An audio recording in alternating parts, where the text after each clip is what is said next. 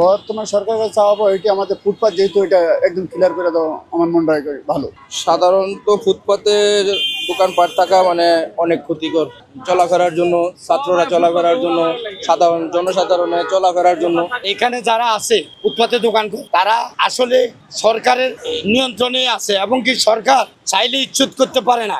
কেউ রুগী নিয়ে আসতেছে, কেউ খালি যাইতেছে, কিন্তু খুবই কষ্ট হইতেছে যাওয়ার জন্য। কিন্তু ওরা তো বললে আর শুনবে না। আমাদের রাস্তা যেহেতু ভূপাদের জনগণের জন্য, কিন্তু এটা তো আর মানুষ শুনতেছে না, অথবা যারা আছে ঊর্ধ্বতন মানে উপরের লোক আছে ওদের এইটা দেখার দরকার আমার মনে হয়। আর বর্তমান সরকারের চাওয়াবো এটি আমাদের ফুটপাত যেহেতু এটা একদম ক্লিয়ার করে দাও আমার মনটা ভালো।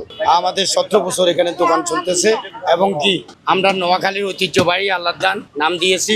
এখানে এই অসহায় রুগীরা আইসা খায়, আর আপনার রুগীদের খাওয়ার এই সাপ্লাই দিয়ে যেটা সিদ্ধ রুটি, যার নাম আটা রুটি। আমাদের এই খাওয়ার মধ্যে কেমিক্যাল নাই, আমরা সবাইকে খাওয়াই, রুগী এবং রুগীর সাথীদের খাওয়াই। আর এখানে যারা আছে ফুটপাতে দোকান করে তারা আসলে সরকারের নিয়ন্ত্রণে আছে এবং কি সরকার চাইলে ইচ্ছুত করতে পারে না। কারণ আমরা এই অসহায় ব্যক্তিরা এখানে এই যে কাজকর্ম করি, খাই, এই রুটি বিক্রি করে আমরা চলি। আমাদের মা মাটির দেশ, রুটির দেশ। আমরা চাই এই নোয়াখালী আমাদের মায়ের গর্ব, খালেদা জিয়ার গর্ব। তাই তার নানার দেশের মানুষ আমরা এই যেন সরকার তারেক জিয়া যেন আমাদেরকে নোয়াখালী বিভাগ বানায়। আর আমাদের নোয়াখালীর 40% মানুষ এই ঢাকা শহরে ফুটপাতে আছে, অলিগলিতে।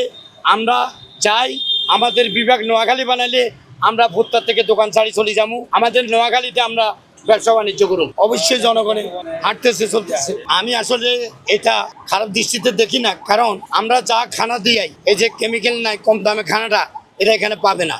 একটা ভিআইপি রেস্টুরেন্ট আছে, যেমন ওই যে অনুরাগ, রাগ করিয়া পয়সা নেই ভাই, 750 টাকার নিচে বিল নাই, 600 টাকা বিল, একটা পরোটা 50 টাকা, এবং তাদের একটা ভর্তার দাম 60 টাকা, তারা একটা কাঁচামরিচ দেয় 20 টাকা, এবং কি তাদের এসি রুমের পয়সা যেটা 5 মিনিটে, সে 5 মিনিটের পয়সা এসির টাকাটাও নেই। তাই আমরা দেখতেছি যে অসহায় মানুষরা এখানে আসে খায়, এখানে সমস্যা নাই।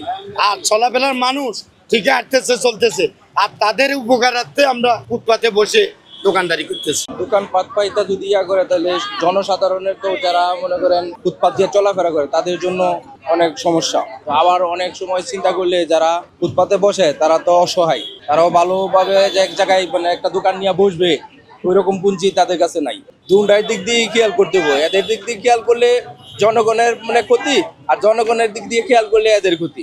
সাধারণত ফুটপাতে দোকানপাট থাকা মানে অনেক ক্ষতিকর চলাফেরার জন্য, ছাত্ররা চলাফেরার জন্য, সাধারণ জনসাধারণের চলাফেরার জন্য।